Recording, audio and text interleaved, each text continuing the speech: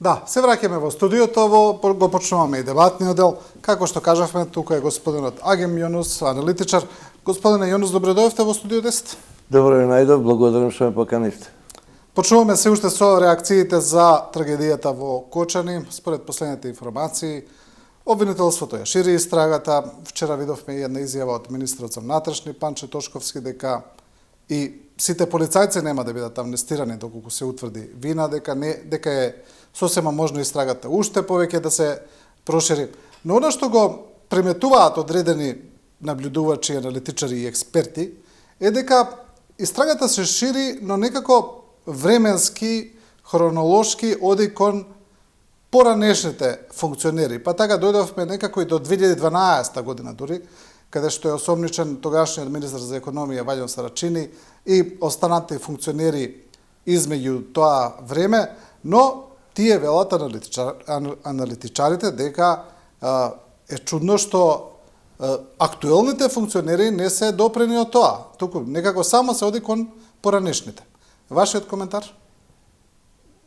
Реално секој треба да сноси одговорност. Па и актуелниве министри, ја сметам дека од морални причини требаше веднаш да дадат оставки на позициите кои се директно поврзани со ваков случај. Да се вратиме на почетокот, оно што е најтрагично, трагично е тоа што се во ова што сега го правиме, комплетните акции кои ги презема државата, чите во заграда Министерството за внатрешни работи, премиерот Мицковски и така натаму, е нешто што лежи врз гробовите на 61 починат млад живот. Значи, што и да правиме, тие млади животи не може да ги вратиме. 61 семејство е останато без дете, 61 куќа се зацрнети и 61 надежен млад живот за оваа земја е изгубен. Да не заборавиме 150 повредени кои исто не се во нешто подобра ситуација, ајде да речем. Но зборуваме за нешто што е неповратно. Може би некој ќе залечи рани, меѓутоа некои родители можат никогаш повеќе да ги загрлат своите деца. Не се да го оставиме тоа на страна со апсолутна почит и респект кон случајот во трагична смисла. Јас сметам дека лично од морални причини истиот ден кога истрагата тргна кон Министерството за економија, во кој што допрва ќе се продлабочуваат многу нешта како нови сознанија, враќајќи се назад, кој што погрешил и како забошотил, мислам дека од морални причини требаше министерот да даде оставка. Некој ќе рече, ама он е човек кој дошол во затекната ситуација. Да, факт е дека он дојде во една ситуација која е затекната, која е наназад, а со години функционирала на начин како што функционирала, а консеквентно гледаме какви се последиците на сета таа работа. Мислам дека требаше да даде оставка актуелниот министер од чисто морални причини. Па на крајот на краиштата, доколку во овој кус период додека функционирал, доколку му се пронајде нешто, и тој треба да биде казнет. Но тоа нема да врати никого назад во живите, као прво. Као второ, тука почна како иницијативна каписла случајот Кочани, во јавноста слушаме се повеќе и повеќе една фраза која вика ја ресетираме државата. Ние одиме во еден правец во кој што за жал се уште и во актуелниот момент сме фокусирани на Министерството за економија и радиусот на нештата кои што преку Министерството за економија рефлектираат на терен. Ресет се прави малку поинаку. Факт е дека ресетот по вертикала многу лесно се прави, ке ги смениш раководечките места и така натаму, меѓутоа хоризонталата се уште е она стара постава која со години работи. Кој на кого да му извади очи, кој кого да казнува, кој кого да да осудува во систем во кој што сите се фактички вмешани. И мислам дека тешко ќе оди, мислам дека конечно нешто треба да се случи, драстично, казниво, за да почне да функционираат нештата на малку поинаков начин. Зошто јавноста толку многу се воодушеви на вчерашниот чин на советничката на ВМРО ДПМН во Кочани, која поднесе оставка на седницата? Значи, се работи за една позиција прилично неважна, ајде да речем, во државата, но сите прилично позитивно гледа на тој чин. Таа кажа, за оние кои не знаат, можеби да подсетиме чисто кратко дека таа не може веќе да го трпи она што се случува во однос на политичките препукувања и политичките интриги околу случајот, дека таа има болно дете, повредено дете, дека тоа е најважно на свет и поднесе оставка од функцијата. Има нешто што се вика морална вредност. Има нешто што се вика морални критериуми кај еден човек кој иоле барем малку во себе си има човечност, правдина и чест. Го поздравувам тоа што го направи госпоѓата. Меѓутоа, тоа е знак повеќе да на сите им се даде до знаење доста филозофирање, дајте реална, конкретна акција, немојте ова да го одолговлекувате до бескрај. Со тоа што ние во јавноста сме толку обседнати со овој случај и јавноста толку многу голем значај во медиумите им придава да се создава некаков впечаток дека целата јавност нешто многу работи. Не. Ова е еден заокружен случај во рамките на судството, полицијата, казнивоста и во рамките на она што треба да рефлектира со итни мерки. Итните мерки не се само апсењата. Тошковски уопси кога уопси, но тоа не значи дека ова треба сега после тоа да трае уште 2 години, 3 години. Па да заврши како и многуте случаи што завршија. Here and now, сега и тука, казна. Кој кого да казнува, зашто да казнува и до каде оди, наречи го октоподот на одговорноста по овој случај. Ова е копи-пейст во сите сегменти на општеството. Значи, ако почне да се прави ресет и казнивост по моделот на ова што да се прави сега во Кочани, ние треба и во останатите министерства, и во останатите по линија на секојдневното функционирање, треба секаде да се направи апсолутна голема акција на ресетирање на функционирањето на системот. Прашањето е кој кого да суди. Кој кого да суди? Кој кого, народски речено, да дигне на клоци? Тоа е клучното прашање. Има една исусовска фраза во Библијата, вели, кога доаѓала Марија Магдалена и ја каменувале Марија Магдалена и наишол Исус, рекол, чекайте полека, не фрлите камење по неизе. Нека фрли камен прв тој што никогаш не погрешил. Кој е тој што никогаш не погрешил во Македонија?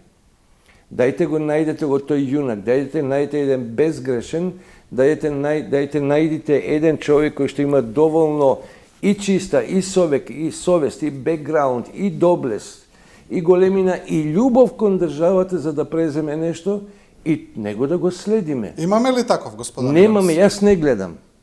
Или барем, доколку има, не може да нема честни луѓе. Во Македонија не може да генерализираме сите се нечестни. Има, меѓутоа масата од таквите луѓе не се во политиката. Масата од тие луѓе се вон можностите нешто да променат. Тие се некомерционални луѓе, затоа што сите оние што се честни, сите оние што се луѓе кои се обидуваат на еден најбезгрешен, честен начин да го живеат својот живот овдека, се некомерционални. Тие се луѓе што не се учесници во корупција, во криминали, не се учесници во ниту една малверзација по методот и по системот по кој што функционира општеството. Со еден збор, не се прави пара со нив. Се е во парите. Значи, што зборуваме кога зборуваме за корупција, криминал и така натаму? Зборуваме за бенефит. Кој е бенефитот? Бенефитот не се секогаш парите. Велам, не секогаш парите. Но, бенефитот е позиција која значи моќ, а моќта што значи? Контрола, а што значи контролата? Пари. И кога ќе видиш, ние сме многу грубо речено. Целиот систем е една апашана. Колку год да звучи вулгарно, глупаво и одвратно тоа што го велам, ние живееме во систем на апашана. Кој апаш кого да суди? Кој апаш кого да апси? Кој апаш кого да казнува? Можно ли е да таков човек, еве да речеме, доколку и постои честен, поштен, добар, паметен, храбар, патриот, да си ја сака државата, да влезе во политиката и да остане таков? Ќе го направат будала. Ќе го направат будала. Многу е втемелен принципот на како да го наречам, човекот со звезда на чело кој би влегол во парламент, навистина би се изгубил. Тоа се кланови, тоа е поделеност по основ на партии, по основ на групи, по основ на банди, по основ на мафијашки релации и така натаму и така натаму. Ние одамна во Македонија сме сведоци дека државата е предпријатие. Државата не е светост. Тој е еден чесен што би дошол и што би сакал во таа своја светост наречена држава да воведе ред, да ја негува таа држава, да ја гради таа држава, да биде конструктивен, да би направи најубаво нешто кон таа држава, тој би испаднал смешен во оваков систем на функционирање. Овој систем на функционирање создаде предпријатие, а не држава. Секој води кон своја политика, секој води кон некој свој етно-радиуси во кој што се чувствува комотно и кој што му дозволува да прави што сака на политичката сцена. Се е тоа бизнис интереси во кој што дневната политика се води по системот на држи воду док мајстори оду. И така да, затоа и сме во оваа ситуација во која што сме. Каскаме многу години за она што требаше Ано Домини да бидеме. Проекцијата на Македонија од 1991 до 2025 беше сосема поинаква. Она што го гледавме и се надевавме дека 2025 година ќе се случува со Македонија, нема ни М од Македонија и ние одиме во еден длабок регрес. Зошто одиме во длабок регрес? Па токму затоа, еве ќе се вратам на она што го реков. Тој е еден чесен што би се нафатил да ја води оваа држава, кој би функционирал по системот ни по баби, ни по стричевима. Тој би требал да биде кристално, да не речам Исусовски, водич во оваа земја, во која што би имале само една сијалица која свети и кон која се вртиме, тоа се ика државата. Државата не ја сака, сопствениот народ ја презира. Обичниот народ на улица е апатичен веќе. Депримиран, апатичен, паднат со расположението, во една апсолутна недоверба кон ништо. Со едва екзистенционална некаква можност да, ако ништо друго денеска има колку леп да јаде, без да се надева дека нешто може напред да се оди. Не ги гледате вие тајкуните, не ги гледате вие оние кои што се снашле на времето. Тоа снашле е многу исто прашање за од $1.000.000 снашле. Кој се снашол? Снаоѓањето што подразбираше во нашата држава? Во нашата држава снаоѓањето подразбираше како да го изиграш законот, како да направиш нешто кој ќе ти овозможи да заработиш повеќе пари, а повеќе пари на чесен начин, на начин со кој што би се следеле законот, прописите и така натаму, никогаш не би успеале. И онда дојдовме до една ситуација да самите себе си се подсмеваме. Луѓето не ја гледаат вистината, луѓето не ја гледаат реално оваа земја со прави наочари. Има една песна од Бора Чорба, од Риблја Чорба, погледај дом свој анџеле. Погледај дом свој анџеле, све сами богали и просјаци. Зашто е тоа така? Кој кого контролира више во оваа земја? Никој никого. Се контролираат кланови, се контролираат мафијашки групи, се контролираат бизнис интереси. Македонија е последна за која што ова констелација се грижи. Сега, да се надеваме, да му помогнеме на Мицковски во тоа што има намера. Да го поддржиме тоа што на Мицковски намерава да направи сериозен ресет, нештата да ги стави на своето место.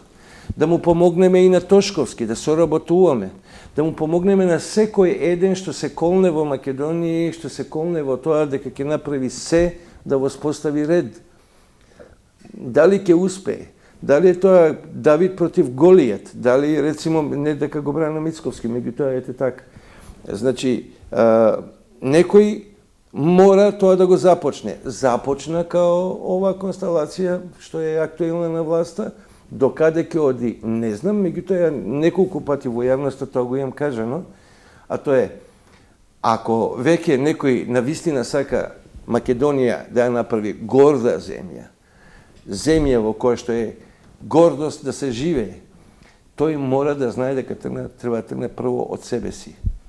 ВМРО е актуелниот водач на државата, да го наречеме водач, меѓутоа тоа е актуелната власт која владее, начело со нејзиниот премиер. И сега се зависи колку се они спремни да ампутираат од сопственото ткиво. Jer nalazat, ako gledame, nema politička konstelacija koja za sebe ne ostavi nekakva afera, pa i ВМРО. I сега не може ВМРО да изигра светиња. Меѓутоа, има показатели дека Мицковски навистина сака да го направи тоа. Да му помогнеме и да се надеваме дека нештото ќе дојдат на свое место. Добро, ајде да... Само уште една работа, се извинам. Значи, кога дојде Мицковски на власт, да го наречеме на власт, првото што го рече и првото што покушаваше да го инсталира беше ајде да направиме национално единство, обединетост, да ја вратиме Македонија на колосек каков што се треба и каков што заслужија. Неговиот повик за национално единство беше истрел во воздух, го исмеја. Го исмеја тие истите што цело време се заложуваат кон некакви заеднички сили, формирање, конструкција која што заеднички напор би довела ред во државата. Ова држава е јадна со оваква констелација на политичари. Јадна. Во однос, уште ова прашање во однос на Кочани, имаме еден феномен во однос на ова е, да речеме, најголема трагедија во историјата на Македонија, иако сме имале повеќе не слични... единствена, ама најголема, да. Да, и сме имале неколку слични вакви трагедии. Имавме и некои протести после тоа, но видовме дека имаше еден шаблон на делување од страна на владата и на, да речеме, оние кои ја поддржуваат владата, каде што сите некако повикуваат дека не треба да се протестира, дека не е време да се протестира, дека треба да се остави да тагуваат семејствата и така натаму. На некој начин пракајќи сигнал дека протестите не се добри.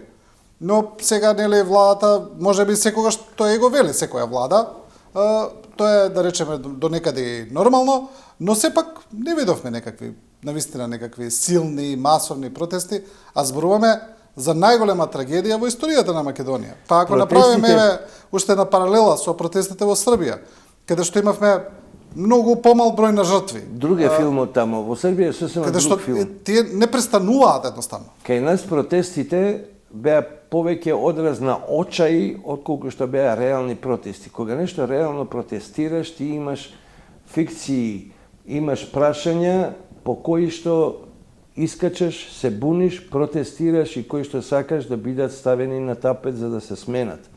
Овде имаше максимално искористување на незадоволството на народот плюс случајот Кочани. Значи, случајот Кочани мултиплекс даде основ на многумина да станат и во актуелниот момент да измешаат баби и жаби.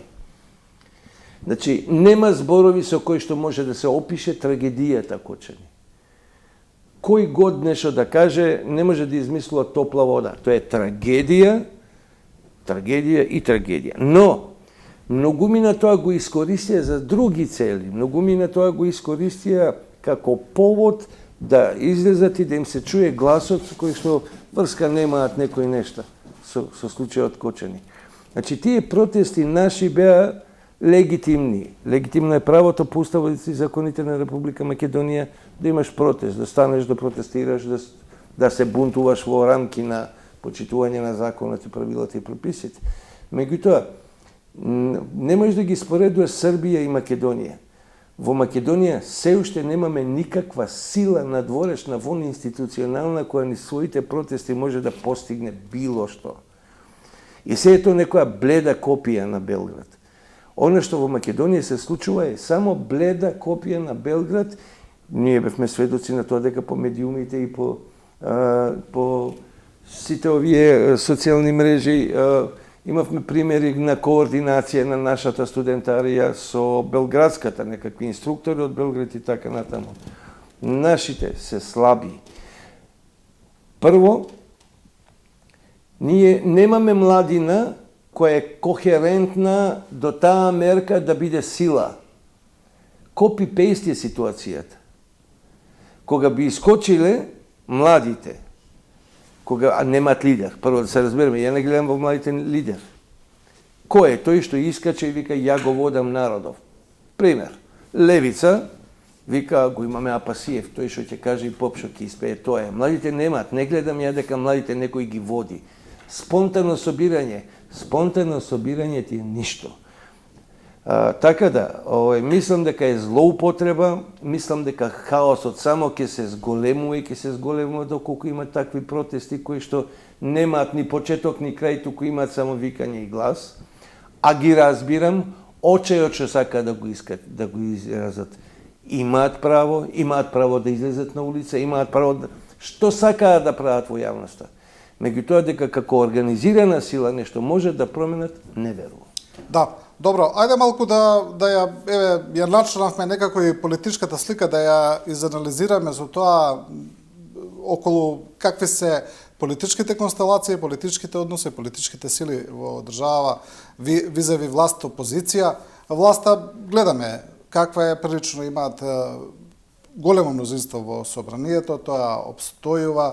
Опозицијата по сите изгледи е прилично слаба, ако за опозиција ги сметаме СДСМ како, да речеме, главна опозицијска партија, тука и Левица, тука и ДУИ во албанскиот блок, но еве поред за сите помалци. Во однос на владината коалиција гледаме некакви турбуленции пред се во коалицијата Вреди, таму околу господинот Таравари, па останатите лидери во Вреди го прозваа Таравари, му кажаа дека мора да се изјасни, дека не може да седи на две столчиња. Тој за сега вели дека останува во коалицијата, но очигледно дека таму работите не се како што треба. Господинот Таравари е институција сам по себе. Тој е еден господин човек, кого лично го познавам, кој води една политичка партија која забораваме дека до вчера беше втора најголема после ТУИ. Ние кога зборуваме за Алијанса за албанците, во заграда треба да читаме ДПА. Затоа што се оно што не беше во ДУИ, беше во ДПА.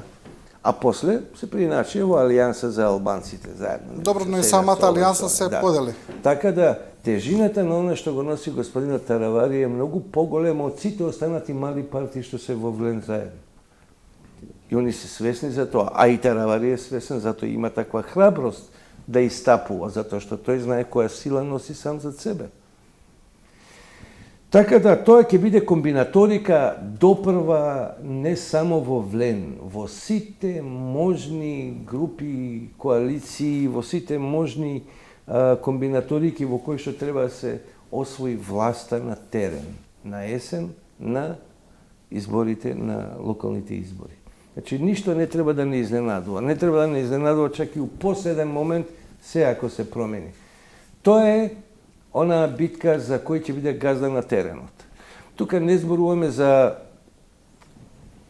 големи политики. Тука зборуваме за политика на јас ке искочам, мене ќе ме гласат, ја ќе бидам, дали да бидам да си останам министер за здравство или да си бидам градоначелник, кај ми е поголем есапот, што може да направам, како може да направам, тетово чиво ќе биде, како ќе биде и така натаму. И сега ти за сето тоа да го направиш треба да купиш публика. Како да купиш публика? Публиката ја купуваш со пиар и со пласирање на популистички фрази, флоскули и памфлети, што јаде, што конзумира гласачкото тело. Ти 30 и нешто години си го хранел со национал романтизам. И тој е више интоксициран со национален романтизам. И што вика едниот? Едниот вика, ја повторно ќе запалам малку народот да размисли за тоа што е он незадоволен. Не сме ние виновни, него се виновни македонците од албанска страна, тресам. Тоа го прави ДУИ. ДУИ се уште ја купува на популистичка мерка на вие сте угнетени. Абсурд. дека ова што го прави власта го прави против албанскиот народ. Апсурд. Никој ништо на македонците не може да им прави во актуелниот момент во Македонија. А не во иднина, барем така мислам. Зошто? Затоа што било какво чепкање на македонската страна од политички аспект кон албанците во вид на некаква тортура, угнетување, реваншизми и ти реков ми рече, е уствари аутофагија, треба да го изеде собственото ткиво со кого што ја гради државата. Абсурд се сите нешта што дуи како камче ги фрла од популистички карактер, дека ово е повторно враќање кон политиката на угнетување на албанците, обесправеноста и така. Но господине Јонус, ајде да бидеме повторно прагматични. Во ред ова што го зборувате, тоа е ваша анализа, но доколку вреди, не остане како вреди коалиција. И гледајќи ги анкетите, се чини дека многу тешко ќе се справат на терен со ДУИ, а особено доколку евентуално Арбен Таравари премине во ДУИ во некаква коалиција. Тогаш мислам дека албанската популација, албанскиот политички кампус во Македонија е многу мал. Ако земеме сите партии, комплетното албанско гласачко тело, без разлика по која партија, ја собереме како една бројка, таа бројка не е поголема од бројката што само ВМРО ја има. Се тоа комбинаторики за купување на политички бенефит. Што значи? Најнаивно е гледањето дека албанците се разединети. Не бе, друже мој. Тоа се само расцепкувања на политичките партии по принцип на сега ова партија ќе биде добриот полицаец, ова партија ќе биде лошиот полицаец. Албанците, албанскиот народ, менталитетот нив е pluribus unum. Никој не може да го растори. Се е битка за моќ на теренот. Ништо друго. Да. Кога зборуваме за условно кажано македонскиот дел на опозицијата, СДСМ и Левица, ајде да речеме како главни опозицијски партии, што самото по себе веќе е прилично индикативно, порано беше само СДСМ, сега и Левица.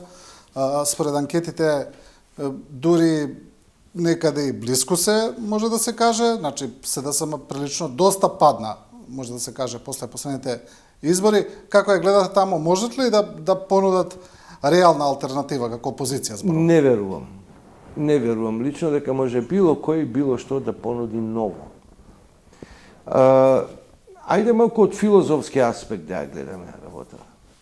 Кој што може ново да понуди во ситуација во која што кој год да дојде на власт треба повеќе се бави со минатото отколку со иднината? Од кој аспект? Македонија е во таква дупка, да не речеме дупка, во таква кал со проблемите што ги носи. Македонија е во таков сериозен проблем да кој год да дојде му треба неколку години да се расправа со минатото во смисла на решавање проблеми, за да инсталира било што нешто ново. И затоа ние имавме примери во кои што кога се менуваше власта, најавувањето беше дека доколку тресам сега. Зоран Заев дојде дека за година дена ние ќе бидеме Елдорадо и ќе бидеме Европа. Не, него му треба 10 години за да ги реши апашаната од пред 91 нааму. Тоа го прави Мицковски сега. Мицковски токму тоа го прави. Се бави со го решава минатото, али нешто прави, го решава минатото. Дај да го растресеме килимот да видиме колку е прљав. Дај да го отвориме килимот да видиме што има испод килимот. Кои проблеми се фрлени под тепих. Дај да ги извадиме проблемите. Дај да извадиме се она што како брлок ни стои, да го исчистиме еднашка за да може да тргнеме напред. Значи, ќе повторам, имаме лоша, реално лоша ситуација во Македонија, имаме премиер кој што реално сака да направи промени, имаме една маса која се колне дека е патриотска, а никој никому не помага. Ајде ако сме толку патриоти, доколку веруваме во тоа дека Мицковски може нешто да промени, зашто да не му помогнеме? Зошто на неговиот повик за општо национално единство кон решавање на проблемите и ресетот на државата, зошто не изнуди посериозна соработка? Па еве, господинот Венко Филипче беше кај него, нели се договорија за Господинот заедничко работење на реформи. Господинот Филипче води партија која е веќе бивша. СДСМ не е ни сенка од тоа што беше.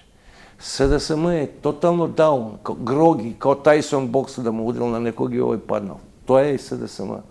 СДСМ му требаат барем неколку години за да се консолидира, камоли да стане фактор каков што беше. Са Филипче нормално игра на сите полиња.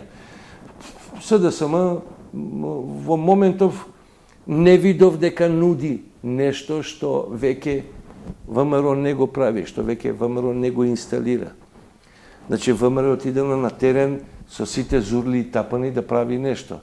Кој од опозицијата дава поинакво мислење во смисла на предлози? Никој не дава, освен што критикува. СДСМ се обидува да остане на позицијата. Тоа е најголемиот успех на СДСМ во моментот, да остане колку толку на позицијата која ја имаше. СДСМ е више партија која е тотално даун. Дури не сметам и дека е било како фактор више. Што е со Левица, господине Јонус? Може ли Левица беа и нешто останаа да- космонаути од самиот почеток. Зошто беа космонаути од самиот почеток? Левица и ден денеска не е расчистена дали е лева десница или десна левица. Значи, она што освен, кажи го, што правеше на почетокот? Ајде, на тоа ќе ви каже цела дефиниција. Левица ја продаваше бивша Југославија спакована во 2024-5 година. Се она што народот онака носталгичарски го посакува и го сонува, сеќавајќи се на времето кое во бивша Југославија го живеел како социјално покритие и така натаму, тоа го правеше и Левица.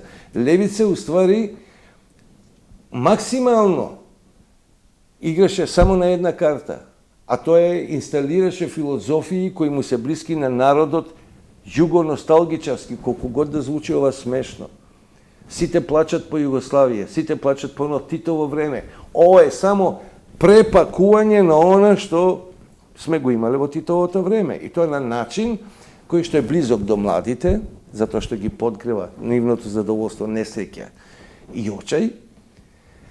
И популистички ништо помалку него десничарскиве партии кои исто во име на народот, за народот, etc. зборуваат нешто. Овие викаат, ние, ако дојдеме на власт, ќе продадеме се што е приватизирано, усвари ќе си го вратиме сето тоа што е приватизирано и немаме ниту една државна своја собствена институција која е од круцијален карактер. Да, факт е тоа, меѓутоа, тоа ти е, пријателju, више прошлост. Ние овде живееме во време на чисто, јас се извинувам на грубоста и вулгарноста што ќе го употребам тој збор, се е чиста мудологија. Добро, отприлика мислам дека направивме еден пресек на целата политичка ситуација, на сето она што се случува. Може да се каже дека не слушнавме ништо ново, што е за нас жал, се разбира. Нема ништо ново. Најтрагичното Во е тоа поглед што на е ништо. апатијата за која зборувате, да. Има една англиска поговорка ка no news is a good news.